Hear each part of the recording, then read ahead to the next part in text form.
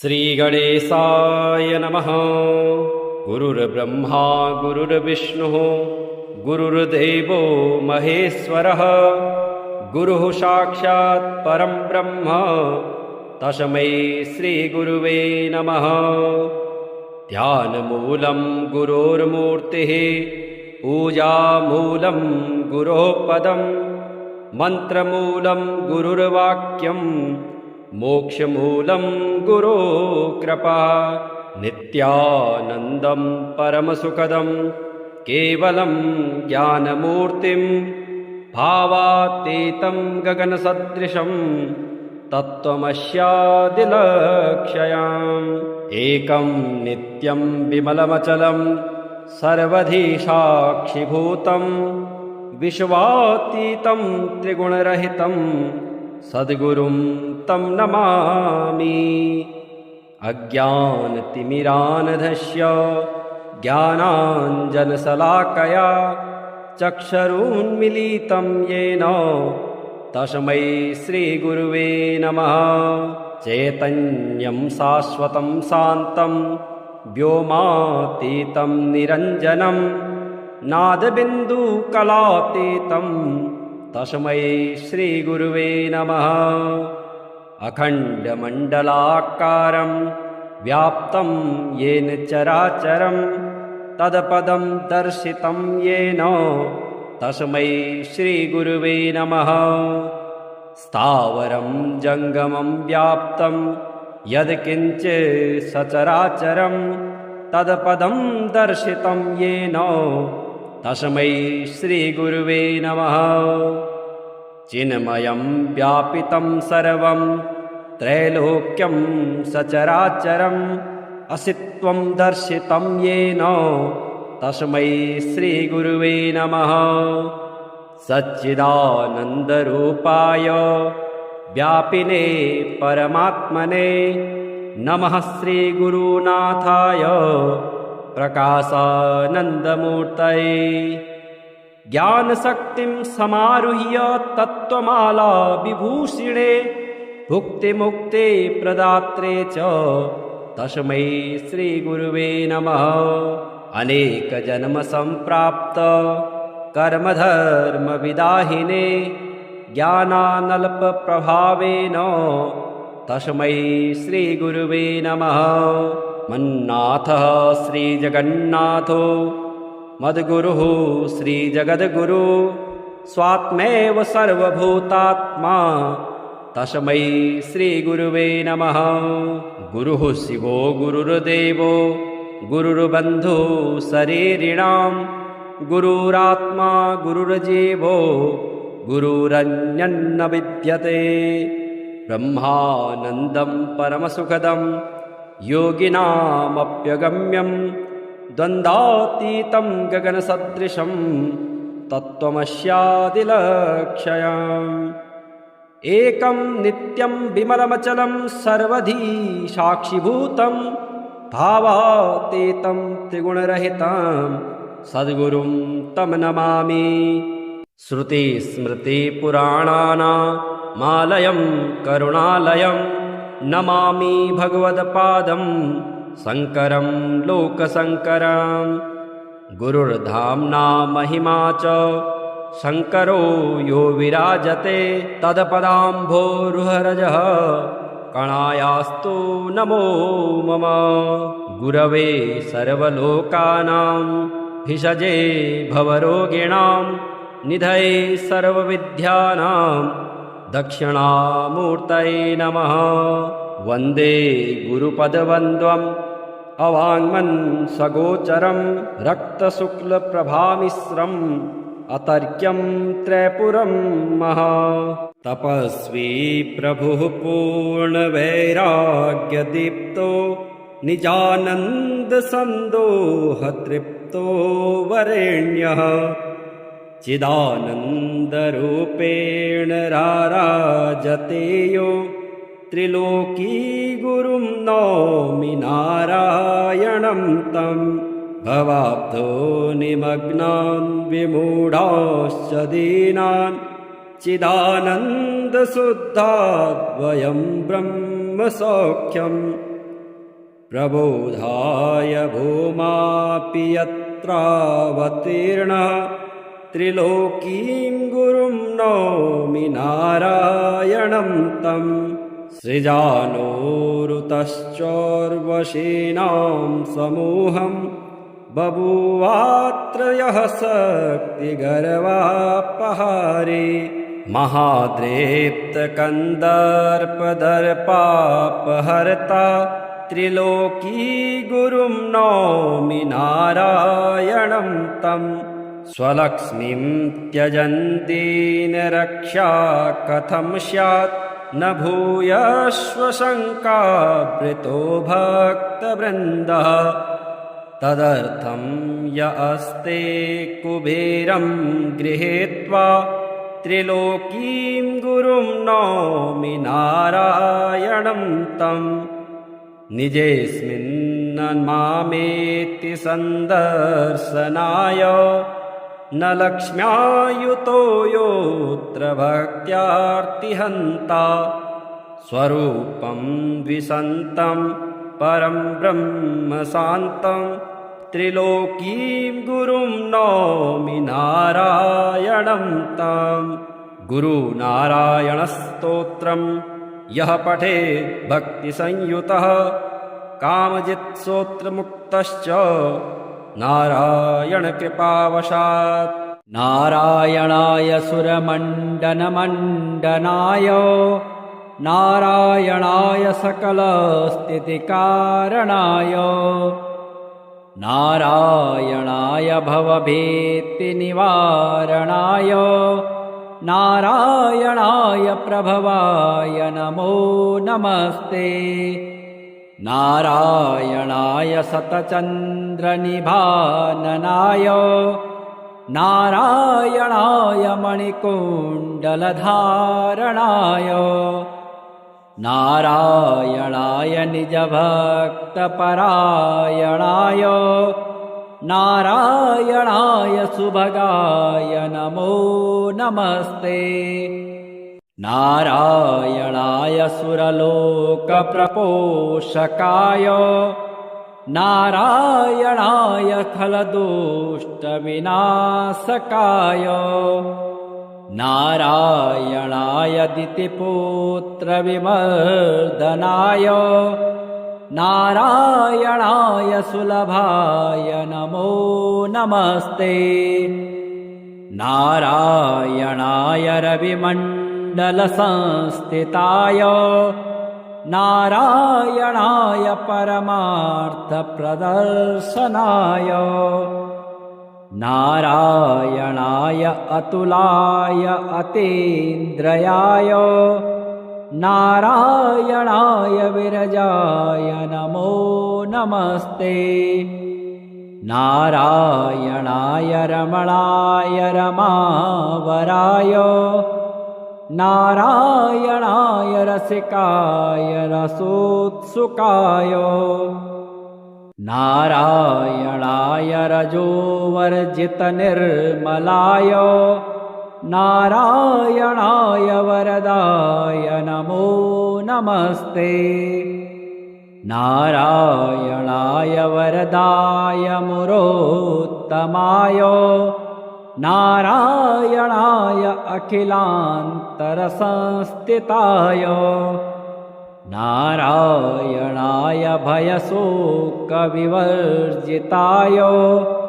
नारायणाय प्रबलाय नमो नमस्ते नारायणाय निगमाय निरञ्जनाय नारायणाय चहराय नरोत्तमाय नारायणाय कटिसूत्रविभूषणाय नारायणाय हरये महते नमस्ते वारायणाय कटकाङ्गदभूषणाय नारायणाय मणिकौस्तुभशोभनाय नारायणाय तुलमौक्तिकभूषणाय नारायणाय च यमाय नमो नमस्ते नारायणाय रविकोटिप्रतापनाय नारायणाय शशिकोटिसुशीतलाय नारायणाय यमकोटिदुरासदाय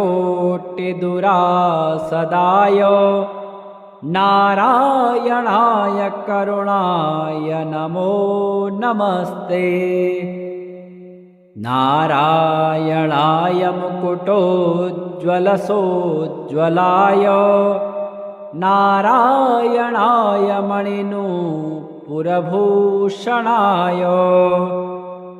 नारायणाय ज्वलिताग्निशिखप्रभाय नारायणाय हरये गुरवे नमस्ते नारायणाय दशकण्ठविमर्दनाय नारायणाय विनतात्मजवाहनाय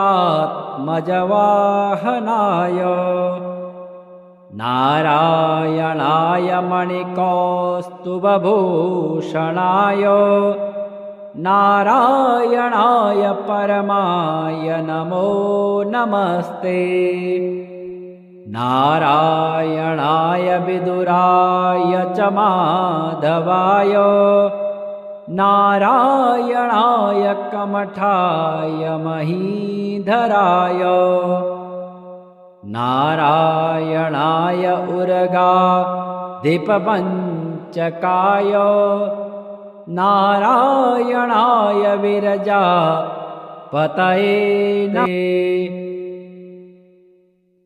नारायणाय रविकोटिसमाम्बराय नारायणाय च हराय मनोहराय नारायणाय निजधर्मप्रतिष्ठिताय नारायणाय च मखाय नमो नमस्ते नारायणाय भवरोगरसायनाय नारायणाय शिवचापप्रतोट्टनाय नारायणाय निजवानरजीवनाय नारायणाय शुभजाय नमो नमस्ते नारायणाय सुरथाय सुहृच्छ्रिताय नारायणाय कुशलाय धुरन्धराय नारायणाय गजपाशविमोक्षणाय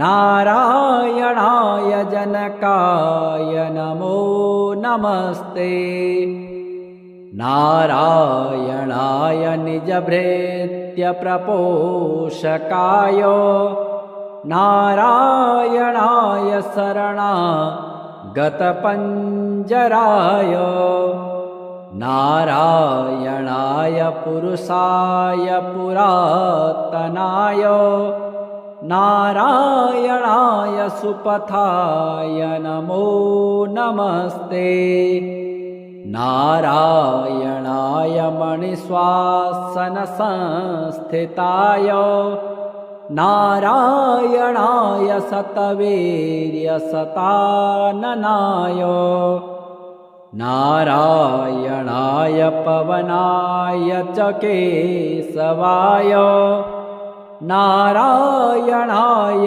रविभाय नमो नमस्ते श्रियः पतिर्यज्ञपतिः प्रजापतिर्धियां पतिर्लोकपतिर्धरापतिः पतिर्गतिश्चान्धकविष्णिषात्वतां प्रसीदतां मे भगवान् सतां पतिः त्रिभुवनकमलं तमालवर्णं रविकरगौरवराम्बरं दधाने वपुर्लककुलावृतान्ननाब्जं विजयसखेरतिरस्तु मे नवद्या अष्टोत्तराधिकशतानि सुकोमलानि नामानि ये सुकृतिनः सततं स्मरन्ते तेनैकजन्मकृतपापचयाद् विमुक्ता नारायणे व्यवहितां गतिमाप्नुवन्ते। गुरुर्ब्रह्मा गुरुर्विष्णुः गुरुर्देवो महेश्वरः गुरुः साक्षात् परं ब्रह्म तस्मै श्रीगुरुवे नमः। ध्यानमूलं गुरोर्मूर्तिः पूजामूलं गुरोः पदं मन्त्रमूलं गुरुर्वाक्यं मोक्षमूलं गुरोः कृपा।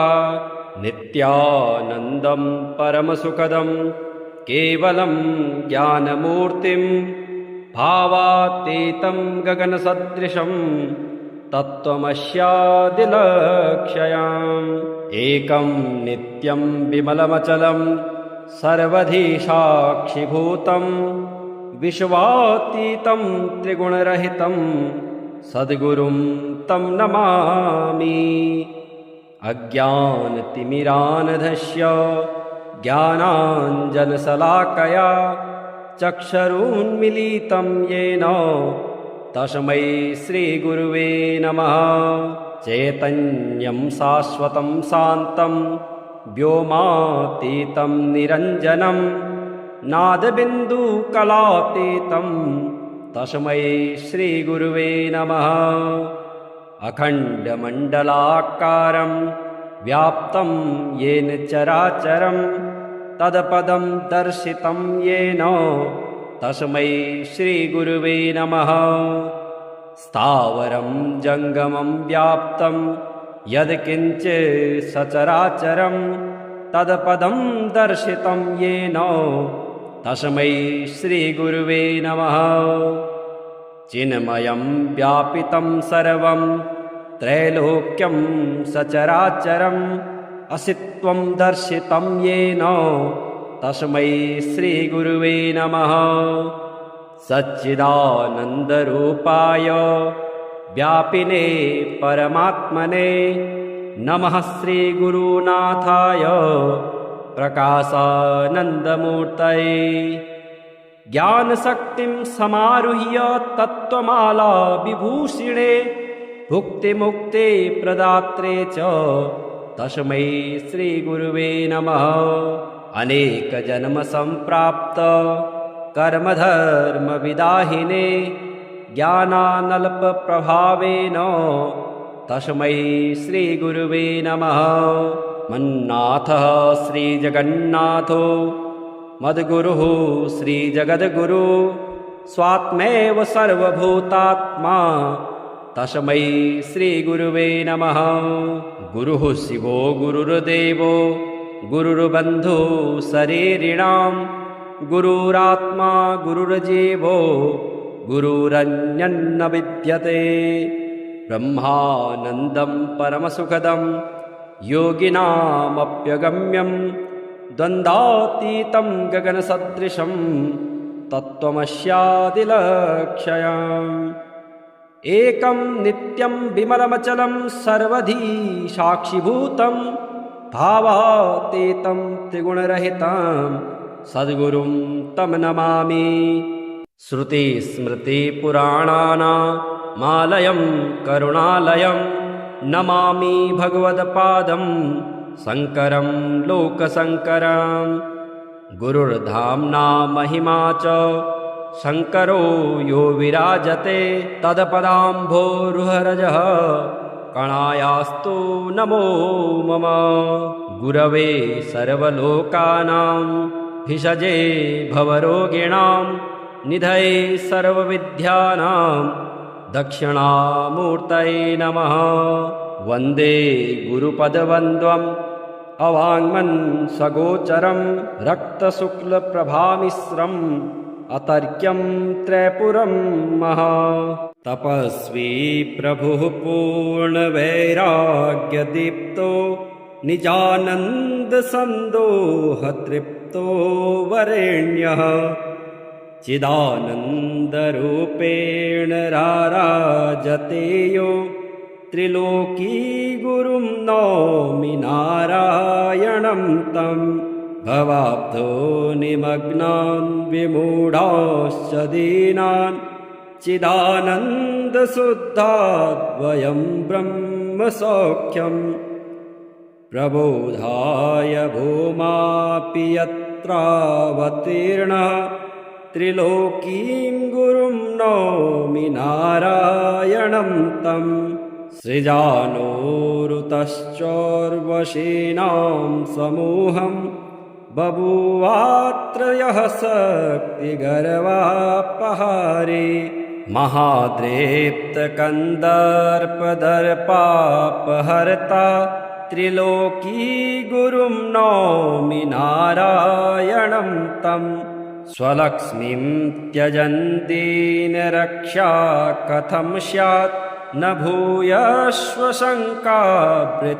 भक्तवृन्दः तदर्थं य अस्ते कुबेरं गृहीत्वा त्रिलोकीं गुरुं नौमि नारायणं तं निजेऽस्मिन्नन्मामेति सन्दर्शनाय न लक्ष्म्यायुतो योऽत्र भक्त्यार्तिहन्ता स्वरूपं द्विषन्तं परं ब्रह्म शान्तं त्रिलोकीं गुरुं नौमि नारायणं तं गुरुनारायणस्तोत्रं यः पठेत् भक्तिसंयुतः कामजित्स्तोत्रमुक्तश्च नारायणकृपावशात् नारायणाय सुरमण्डनमण्डनाय नारायणाय सकलस्थितिकारणाय नारायणाय भवभीतिनिवारणाय नारायणाय प्रभवाय नमो नमस्ते नारायणाय शतचन्द्रनिभाननाय नारायणाय मणिकुण्डलधारणाय नारायणाय निजभक्तपरायणाय नारायणाय सुभगाय नमो नमस्ते नारायणाय सुरलोकप्रपोषकाय नारायणाय खलदुष्टविनाशकाय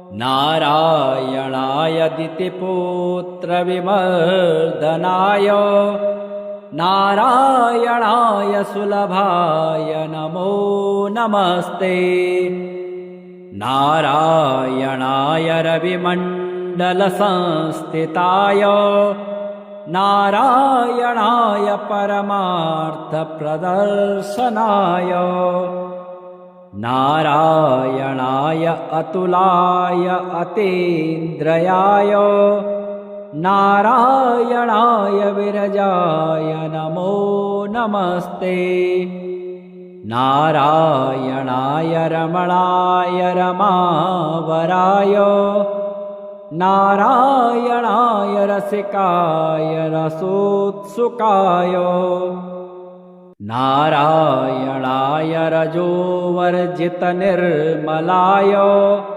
नारायणाय वरदाय नमो नमस्ते नारायणाय वरदाय मुरोत्तमाय नारायणाय अखिलान्तरसंस्थिताय नारायणाय भयशोकविवर्जिताय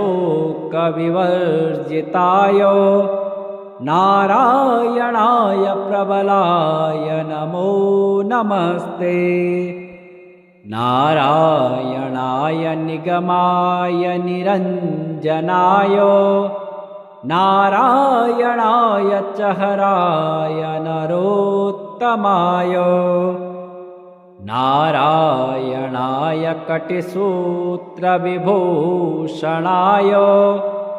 नारायणाय हरये महते नमस्ते वारायणाय कटकाङ्गदभूषणाय नारायणाय मणिकौस्तुभशोभनाय नारायणाय तुलमौक्तिकभूषणाय नारायणाय च यमाय नमो नमस्ते नारायणाय रविकोटिप्रतापनाय नारायणाय शशिकोटिसुशीतलाय नारायणाय यमकोटिदुरासदाय नारायणाय करुणाय नमो नमस्ते नारायणाय मुकुटोज्ज्वलसोज्ज्वलाय नारायणाय मणिनूपुरभूषणाय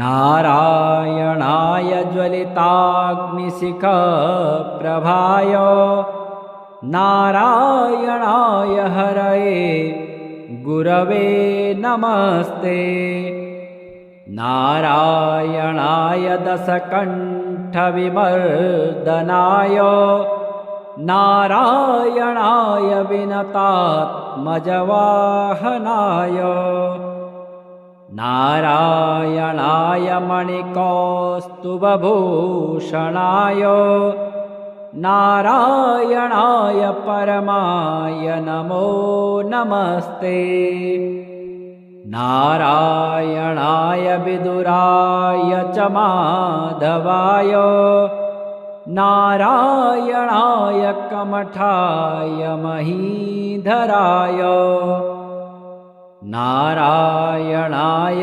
उर्गाधिपपञ्चकाय नारायणाय विरजापतये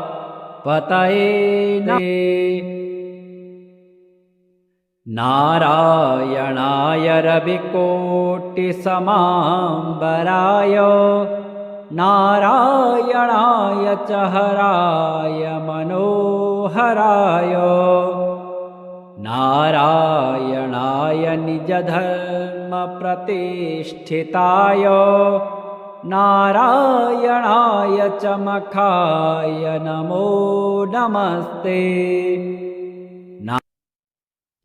नारायणाय भवरोगरसायनाय नारायणाय शिवचापप्रतोट्टनाय नारायणाय निजवानरजीवनाय नारायणाय शुभजाय नमो नमस्ते नारायणाय सुरथाय सुहृच्छ्रिताय नारायणाय कुशलाय धुरन्धराय नारायणाय गजपाशविमोक्षणाय नारायणाय जनकाय नमो नमस्ते नारायणाय निजभृत्यप्रपोषकाय नारायणाय शरणागतपञ्जराय नारायणाय पुरुषाय पुरातनाय नारायणाय सुपथाय नमो नमस्ते नारायणाय मणिश्वासनसंस्थिताय नारायणाय शतवीर्यशताननाय नारायणाय पवनाय च केशवाय नारायणाय रविभाय नमो नमस्ते। श्रियः पतिर्यज्ञपतिः प्रजापतिर्धियां पतिर्लोकपतिर्धरापतिः पतिर्गतिश्चान्धकविष्णिषात्वतां प्रसीदतां मे भगवान् सतां पतिः। त्रिभुवनकमलं तमालवर्णं रविकरगौरवराम्बरं दधाने वपुर्लककुलाव्रतान्ननाब्जं विजयसखेरतिरस्तु मे नवद्या। अष्टोत्तराधिकशतानि सुकोमलानि नामानि ये सुकृतिनः सततं स्मरन्ते तेनेकजन्मकृतपापचयात् विमुक्ता नारायणे व्यवहितां गतिमाप्नुवन्ते। गुरुर्ब्रह्मा गुरुर्विष्णुः गुरुर्देवो महेश्वरः गुरुः साक्षात् परं ब्रह्म तस्मै श्रीगुरुवे नमः। ध्यानमूलं गुरोर्मूर्तिः पूजामूलं गुरोः पदं मन्त्रमूलं गुरुर्वाक्यं मोक्षमूलं गुरोः कृपा।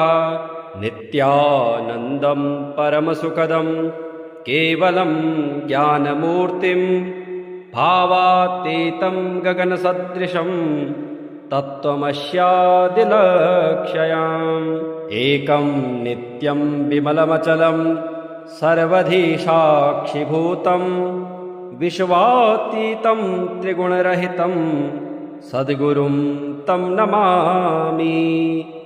अज्ञानतिमिरान्धस्य ज्ञानाञ्जनशलाकया चक्षुरुन्मीलितं येन तस्मै श्रीगुरुवे नमः।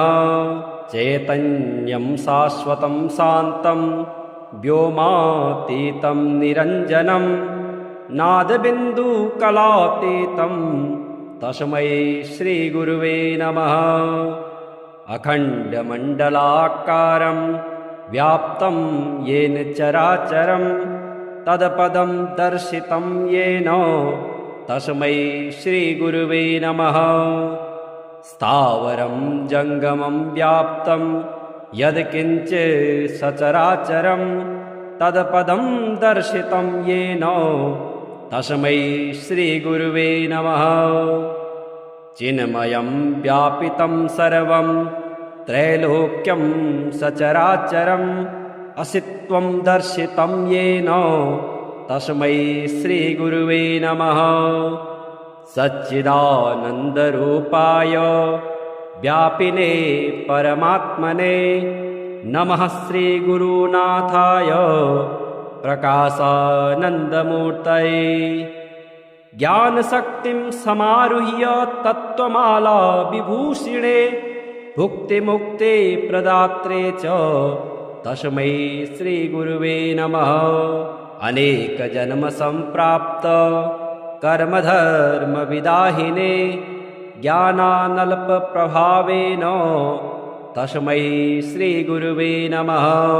मन्नाथः श्रीजगन्नाथो मद्गुरुः श्रीजगद्गुरु स्वात्मैव सर्वभूतात्मा तस्मै श्रीगुरुवे नमः। गुरुः शिवो गुरुर्देवो गुरुर्बन्धुः शरीरिणां गुरुरात्मा गुरुर्जीवो गुरुरन्यन्न विद्यते। ब्रह्मानन्दं परमसुखदं योगिनामप्यगम्यं द्वन्द्वातीतं गगनसदृशं तत्त्वमस्यादिलक्ष्यम्। एकं नित्यं विमलमचलं सर्वधी साक्षिभूतं भावातीतं त्रिगुणरहितं सद्गुरुं तं नमामि।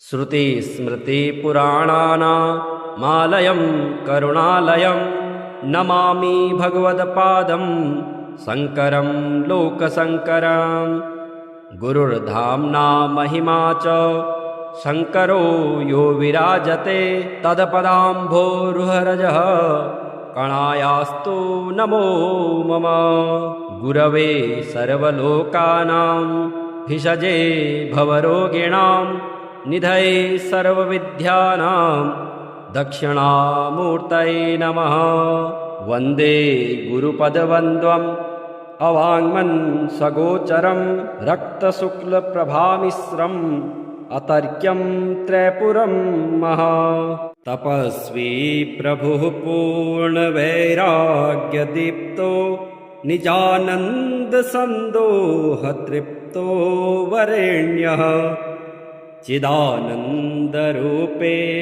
राराजते यो त्रिलोकीगुरुं नौमि नारायणं तं भवाब्धो निमग्नान् विमूढाश्च दीनान् चिदानन्दशुद्धाद्वयं ब्रह्मसौख्यम् प्रबोधाय भूमापि यत्रावतीर्णः त्रिलोकीं गुरुं नौमि नारायणं तम् सृजानोरुतश्चोर्वशीनां समूहं बभूवात्रयः शक्तिगर्वापहारे महाद्रेप्तकन्दर्पदर्पापहर्ता त्रिलोकीगुरुं नौमि नारायणं तम् स्वलक्ष्मीं त्यजन्तीनरक्षा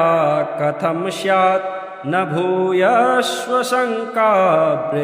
भक्तवृन्दः तदर्थं य अस्ते कुबेरं गृहीत्वा त्रिलोकीं गुरुं नौमि नारायणं तम् निजेऽस्मिन्नन्मामेति सन्दर्शनाय न लक्ष्म्यायुतो योऽत्र भक्त्यार्तिहन्ता स्वरूपं द्विषन्तं परं ब्रह्म शान्तं त्रिलोकीं गुरुं नौमि नारायणं तम् गुरुनारायणस्तोत्रं यः पठेत् भक्तिसंयुतः कामजित्स्तोत्रमुक्तश्च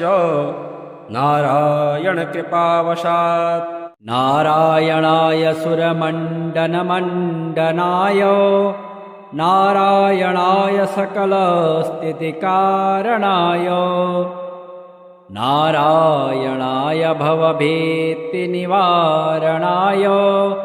नारायणाय प्रभवाय नमो नमस्ते नारायणाय शतचन्द्रनिभाननाय नारायणाय मणिकुण्डलधारणाय नारायणाय निजभक्तपरायणाय नारायणाय सुभगाय नमो नमस्ते नारायणाय सुरलोकप्रपोषकाय नारायणाय खलदुष्टविनाशकाय नारायणाय दितिपुत्रविमर्दनाय नारायणाय सुलभाय नमो नमस्ते नारायणाय रविमण्डलसंस्थिताय नारायणाय परमार्थप्रदर्शनाय नारायणाय अतुलाय अतीन्द्रयाय नारायणाय विरजाय नमो नमस्ते नारायणाय रमणाय रमावराय नारायणाय रसिकाय रसोत्सुकाय नारायणाय रजोवर्जितनिर्मलाय नारायणाय वरदाय नमो नमस्ते। नारायणाय वरदाय मुरोत्तमाय नारायणाय अखिलान्तरसंस्थिताय नारायणाय भयशोकविवर्जिताय नारायणाय प्रबलाय नमो नमस्ते।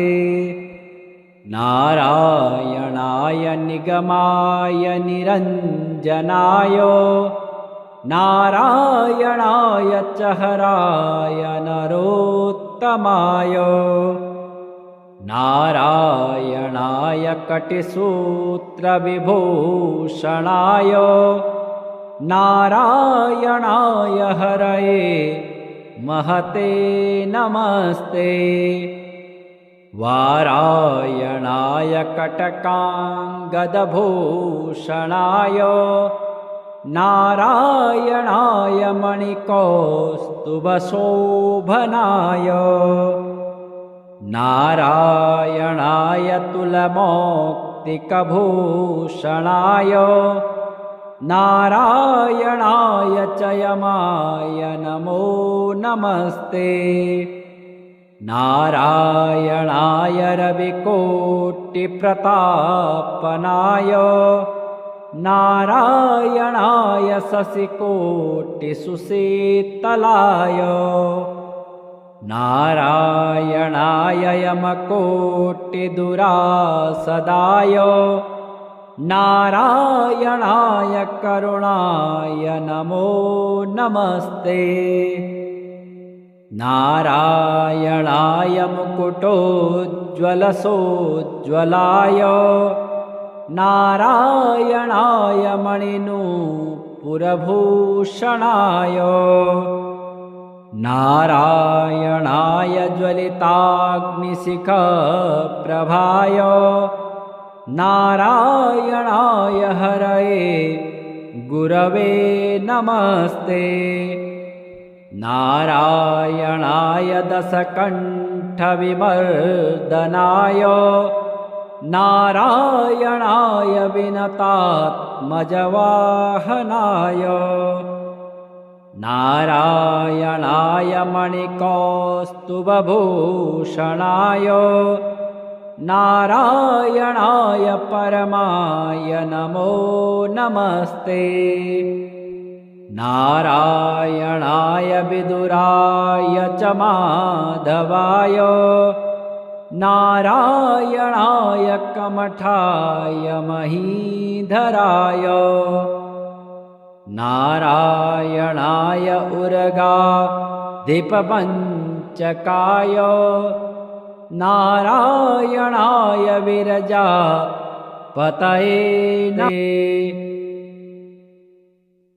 नारायणाय रविकोटिसमाम्बराय नारायणाय चहराय मनोहराय नारायणाय निजधर्मप्रतिष्ठिताय नारायणाय चमखाय नमो नमस्ते।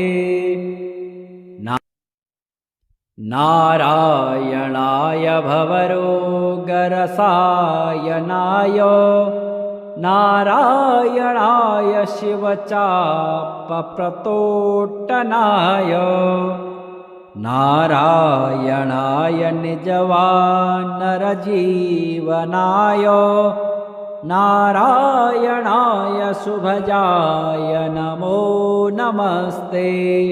नारायणाय सुरथाय सुहृच्छ्रिताय नारायणाय कुशलाय धुरन्धराय नारायणाय गजपाशविमोक्षणाय नारायणाय जनकाय नमो नमस्ते।